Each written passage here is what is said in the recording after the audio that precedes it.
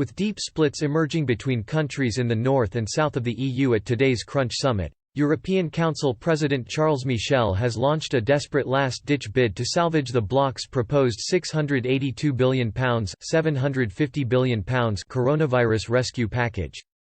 Mr. Michel's intervention came after Netherlands Prime Minister Mark Rutte dug his heels in on the issue, while admitting the patience of the EU 27 leaders was wearing thin.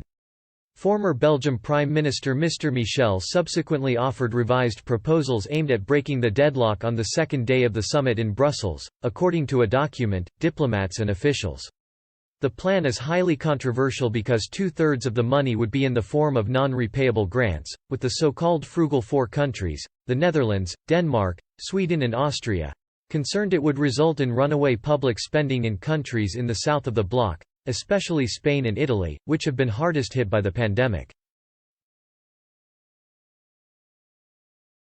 In an apparent move to address their worries, the share of free grants in the proposed €750 billion recovery fund will reduce to €450 billion from €500 billion.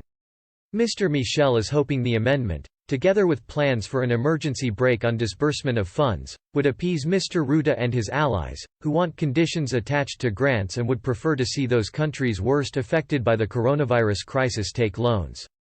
The proposal would also increase rebates on the core EU budget for Austria, Denmark and Sweden. Speaking this morning, Mr. Rutte, who is insisting any money paid out from the recovery fund must first be vetted by The Hague, said he would not budge on the issue, while acknowledging his country was becoming increasingly isolated as frustrations mount among the leaders attending the summit. He added, "This will probably take a while. It is getting a bit lonelier, I am afraid.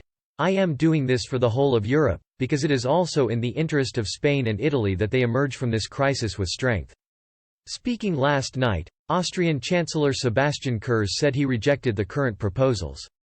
He added, "Our most important central demand is that there should be no long-term debt union but that what is decided here remains a one-time action.